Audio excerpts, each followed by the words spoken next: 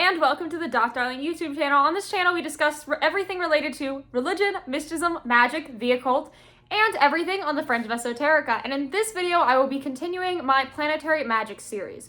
So for those who don't know, I've been doing a series for a couple months now where I take the classical 7 planets, and yes, I'm including the 2 luminaries in that list, and discussing what they are, what they mean, and their various mystic meanings, the cults that have broken off from them, and basically the mysteries of that planet. I'm not just talking about like the astrology of it, I'm talking about the magical traditions that have originated from these various currents.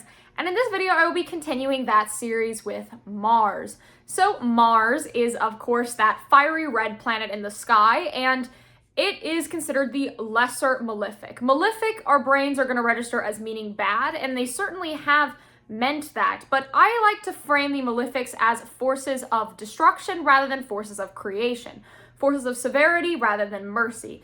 They are necessary and they give shape to this universe, and Mars certainly fits that descriptor. Again, we should probably discuss what Mars represents. So Mars is the ruler of Aries and Scorpio.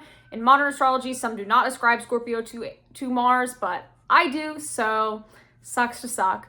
But generally, Mars is considered an embodiment of what people think of when they think of the divine masculine. Like when people hear the word masculinity, they tend to go to martial qualities. And yes, Mars is very correlated with the divine masculine. Mars rules over desire, force, effort, passion, war, arithmetic, violence, and basically anything that has that high level of energy, right? Mars is correlated with fire as an element and is the ruler of the choleric temperament. The temperaments are from a system of primitive medicine, but more an alchemical way of understanding the world, where you divide things up into these elemental like humors and seek to balance out the humors, and Mars is the ruler of the choleric humor, meaning that Mars, more so than any other planet, embodies the ideals and cons of the element of fire. As occultist, Mars is incredibly important because Mars rules over will. Now, in my sun video, I talked about how true will is something that is related to the sun, and I hold that perspective. But true will is not the only way that will manifest in a metaphysical sense, right? Will is a force of metaphysical nature that flows through us, and as Aleister Crowley, famous English occultist, explained, magic is using will to enact change, and that will that we are using as a force is ruled by Mars. The idea of the will to power, as Nietzsche wrote, which is this sort of force that you can discover to propel you forward, that is inherently martial. And so in a sense, any magic that has a sort of material effect on the world or that is making change in a literal sense is going to be associated with Mars. In a metaphysical sense, the first time that Mars was discussed as an archetype was by the ancient Babylonians. The ancient Near East is where a lot of metaphysics began, and the Babylonians created one of the first systems of astrology. And they posited Mars as associated with the entity of Nergal. Nergal was this complicated god who ruled over war, but he also ruled over pestilence and ideas like medicine. So the ancient Babylonians actually developed the first form of arithmetic or mathematics as a way to track the movement of the planetary bodies, because they were very interested in astrology and understood the relationship between the movement of the planets and what happens in our lives. And specifically, the way that they developed the idea of math was by watching Mars and Mars's movements. And so math itself originates from Mars. Now, this may seem weird because a lot of people would intuitively think that things like math would be associated with the cold discipline nature of Saturn, but because what math is bringing things together and basically solving through will and thought as a method of will, math is heavily associated with Mars. As well, many people associate medicine with Mercury due to the use of the coccydeus by modern medicine, but in the ancient world, medicine was actually heavily associated with Mars. Mars was the patron of early doctors and early surgeons due to the invention of like STEM ideas being a martial pursuit at first. As well, Mars also rules over trauma and pain. So this idea that bane and blessing are on the same branch, as modern witches say, goes back to Mars's early attributions, because when you experience an injury, that is ruled by Mars, as most injuries are caused by force. Pain as a feeling is ruled by Mars, and so would the reversal of pain, because Mars rules everything related to pain. Furthermore, Mars also has a lot to do with love and sex. So when we talk about love in a metaphysical sense, we kind of have to divide the way we talk about love into several subcategories. The ancient Greeks in particular had a whole list of like types of love and types of desire and had a bunch of different words for it, which I really like. But unfortunately in English, we have one word, love. And so Mars does rule part of love.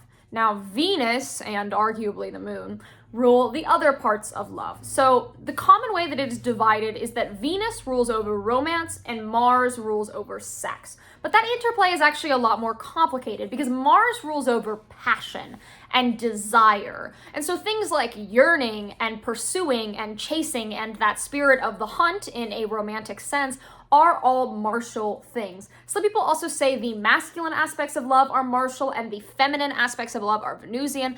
I think the split is pretty much down the middle because, interestingly enough, a lot of the early love goddesses, which I'll get to in a bit, were much more associated with Mars than Venus. And so desire itself is a martial thing. And in any good relationship, you need a good relationship between Mars and Venus, and your Mars and Venus between you and your partner need to be in good synastry with each other. As Mars enters the European consciousness, Mars enters that through the god Ares, the Greek and later Roman under the name Mars, god of war. And in the ancient Hellenistic world, the war cult was very important. In fact, pretty much everywhere the war cult was very important because war is part of life, and the way that civilization formed was through conflict, through interplay, through attacks. So soldiers and all of that is martial in origin. All of the religious rites that soldiers would do in the ancient world were generally devoted to Mars. In particular, in ancient Greece, when soldiers would go off to war, they would make a lot of offerings to Mars, a lot of sacrifices to Mars, and then when they came back from war, they would be polluted by miasma or spiritual contamination due to the amount of death that they saw in war, and they would need to take a break from Mars and go through a purification process known as catharsis in order to get right with the gods, and that would be through Zeus, and Zeus is attributed to Jupiter. So there's this interesting bit there about how Mars needs to be balanced. So Mars mysticism was encouraged, but it needed to be balanced with that. And I highly recommend, if you are doing a lot of Mars-related magic, to be doing purification as well, because Mars, since it is a malefic, and the stuff that Mars rules over being violence and sex particularly, are miasma accruing acts, that is notable. Also, a lot of the things that Mars rules over have to do with fluids. That could be blood and other things. Both of these things need to be removed from your body through spiritual purification before doing most theurgic rituals, right? So if you're going to do theurgy or divine mysticism or getting closer to the Godhead, you need to do purification after Mars workings that incorporate these things. So basically also, because of all of this, physical cults of the body are going to be martial. There is a lot of mystical systems out there that incorporate physical movement, right? That could be something as simple as yoga, or something like certain fighting sports having mystic component to it, right? All of that is going to be somewhat martial. Now, yoga is a little more complicated because yoga is not always martial. There's a lot of yoga that definitely is in line with other planets, but there are certain aspects of yoga that are very martial, specifically the modern tradition of Kundalini yoga that heavily utilizes the breath of fire, which is that breath that kind of looks like you're hyperventilating to death. Yeah, that's kind of got that martial component to it. If you are an athlete in any capacity, Mars is ruling over that whole world.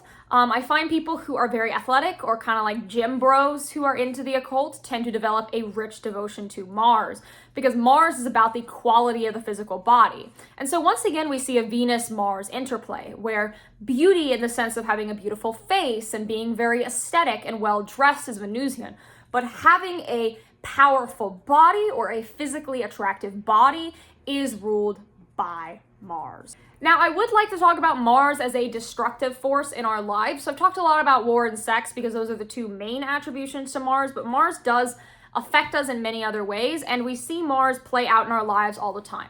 In our lives, even if we are not in war, we are experiencing conflict, right? We go back and forth with people.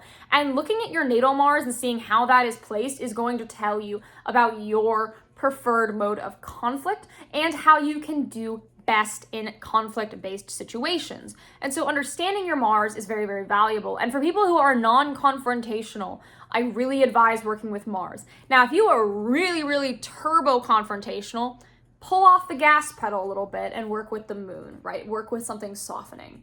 In general, Mars is a lot about resilience and strength. So in our modern world, these things are not really uplifted, right? We uplift weakness. Nietzsche wrote a really interesting idea about the master and the slave morality. That in the ancient world, we had master morality, where we lifted up ideas like strength as a goodness. And then after Christianity rose up, weakness became the valorized thing. And Mars is very much a master morality planet. And so if you want to become stronger, I highly recommend working with Mars. In Thelema, the modern occult mysticism system that is all about the strengthening of the will and using the will to make change in the world, probably the most choleric metaphysical system there is nowadays, it heavily emphasizes these type of ideas and helps you become a stronger person. And so Mars can really get you through this stuff. As well, people don't think of Mars in terms of shadow work, but Mars is great for shadow work because Mars is the ruler of trauma and the ruler of medicine in a traditional sense. And so if you have intense shadow work you need to work through, and even healing, people see Mars as a malefic destructive force, and that's true, but Mars can help you heal yourself. And as well, if you are carrying weight that you need to remove, Mars is the way to go. One of the big things about Mars is when we look at the tarot and we look at what card is associated with Mars, that is the Tower. The Tower is probably one of the most feared cards in tarot, and I really like the Tower as a way to explain Mars. So if you look at the Tower card, you see this tarot card where there's this really tall tower and there's a lightning flash hitting it and the tower collapsing. And so what this card represents is the collapse of the current order of our lives, the order that is not serving us and is not helping us reach maximum happiness and our maximum potential, collapsing down into nothing so that we can start over. And Mars is very much that. Mars is about breakdowns. Mars is about destruction, but you rebuild after that destruction. And once you have destroyed the thing, Mars can help you build that inner strength and resiliency to have an even better life. As well, Mars very much relates to health, right? Your physical body and your physical health has a lot to do with every bit of your health, right? And so a lot of Mars mystic techniques and a lot of what the Mars cults were doing are things that will put you at a very good state of physical health and help you live longer. Now, I do want to talk about non-pagan interpretations of Mars because this gets really strange and interesting very quick.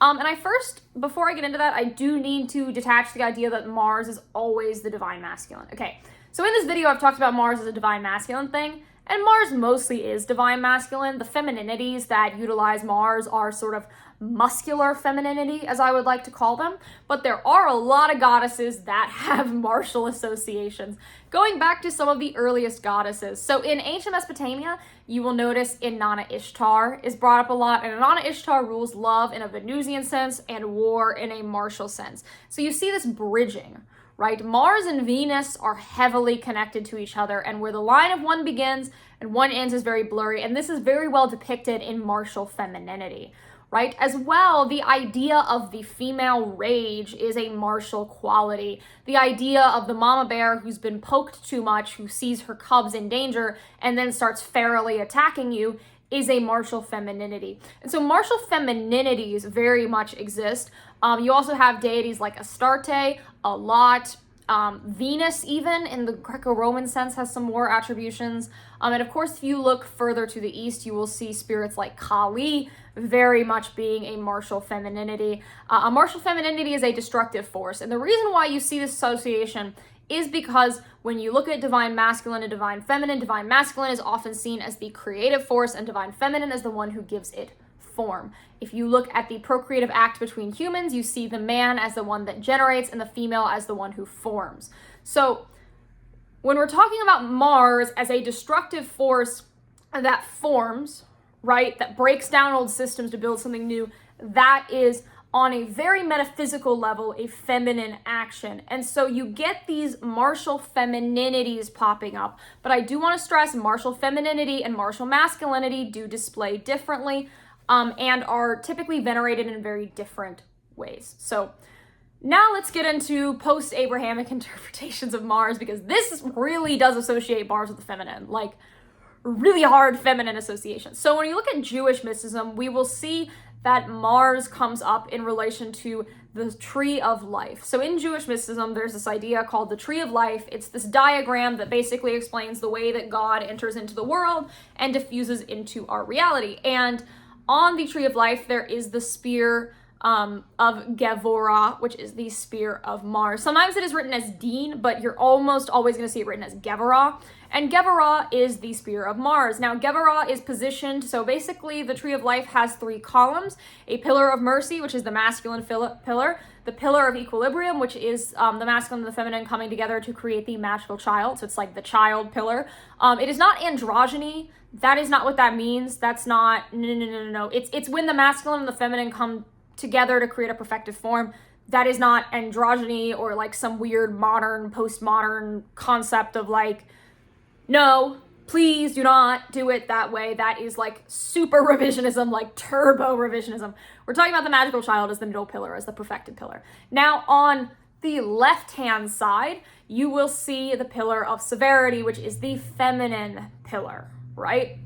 And on the second, so there's this Binah, which is the spear of Saturn, and then right below it, Gevurah, which is spear of Mars, right? You have Gevurah. And Gevurah is the last spear that you would cross to on your mystic ascent before going over the abyss, which is the dark night of the soul, basically. That's the easiest way I could ever explain that. So basically, Gevurah is the gateway to the Klifa. So the Klifa, or the Klipoth, as people call it, is a Klifa. I'll get annoying about this. So that is people like to call it the inverted tree. No, throw that idea out. Never ever bring up those diagrams where it's like the upright tree and then there's like the floor and then there's like the downward tree. That's not how that works. If you look at Pardes Rimanin, which is where the idea of the Klipoth emerges, you see Klifa is the word for husk. So we can see these spears as like corn husk, right? Your upright spear is like corn, and then the husk is the Klipoth around it. So the Klipoth is like a darker layer to the spears that already exist that's like wrapped around it, right? And you typically bypass the Klifa to get into the spear. Now, if you want to access the Klifa, the way that you need to do that is through initiating through Gevurah, or the spear of Mars. This comes from a treatise called The Emanations of the Left-Hand Side, and basically what it argues is it takes the myth of Lilith. So Lilith is either a screech owl demon who murders babies or a girl boss slay waifu, depending on how you interpret Lilith. Short version, there's a myth in the Alphabet of Ben Sirah, which is a later apocryphal text where she rejected Adam. Now, this is not canon. I hate calling things canon.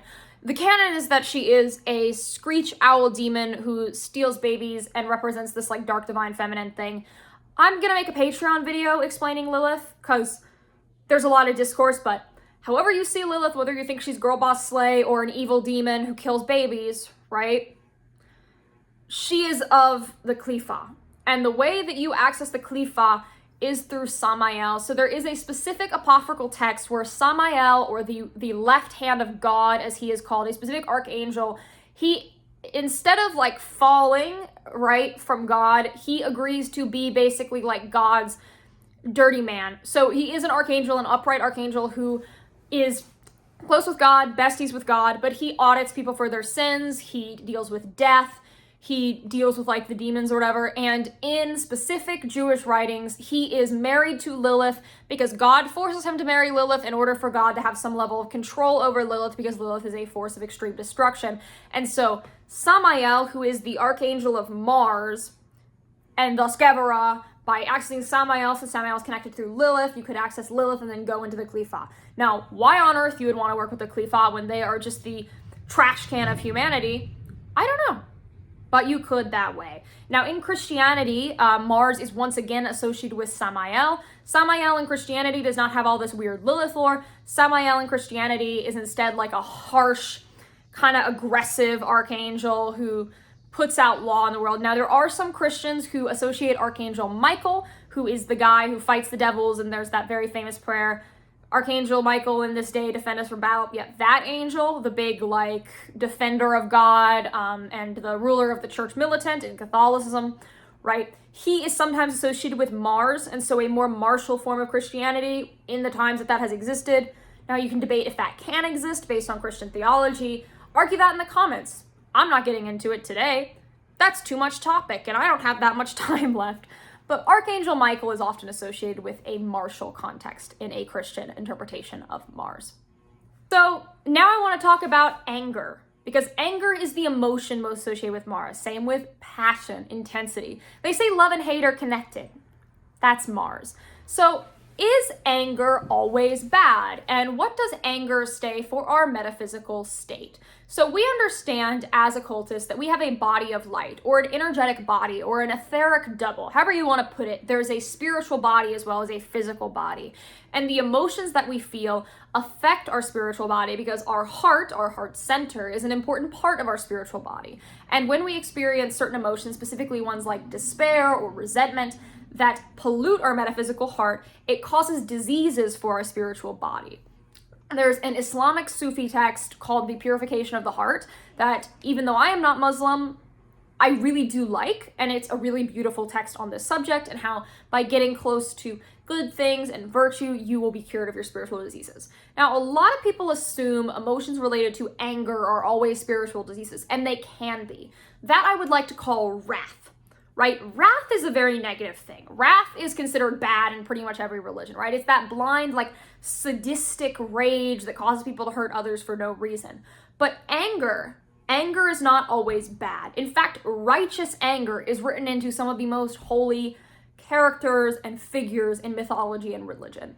And so with Mars, there's this delicate dance that you have to do with yourself, a sort of tango of your psyche, of balancing anger and wrath, and making sure you stay in that anger category, because you cannot repress your anger, right? That'll 100% pipeline it straight to wrath. And so this interesting interplay between our consciousness is one of the most interesting things that we experience. And so I actually think everyone should work with Mars to some extent. I work with Mars, but I don't work with Mars every day, right? Mars is not my patron, because Mars is one of those in our metaphysical sort of body, and I do like thinking of the planets as humors, as things we need to balance out. Too much Mars causes a lot of problems very quickly, right? Mars is incredibly destructive when it is not in a good space. And so you need to keep your Mars very well regulated, and doing a lot of planetary remediation or martial acts in relation to Mars can be very, very helpful. So keep all that in mind. Mars is one you really got to watch, because Mars can be great. Mars can also be a problem. Think of Mars as lighting a fire, right? A fire can keep you warm, or it can burn down everything and kill us all, and we all die. And I don't think we want that. I hope we don't want that. Anyways, that's all I have to say about Mars. What a complicated planet. Oh my God. If you want to support me, I'm doing a group trip with Trovatrip to Greece. So if you want to come to Greece with me and see some of this stuff in person, definitely sign up below. We still have some discounted slots. I also support it through Patreon. You get a bonus video every month, early access to all my videos, ritual guides, and if you're a high enough member, you get mentorships and spiritual consultations. I also do tarot readings. Booking information is in the description. And you can find me under .darling, DAT Darling, on every platform under the sun. See you guys in the next one. Bye!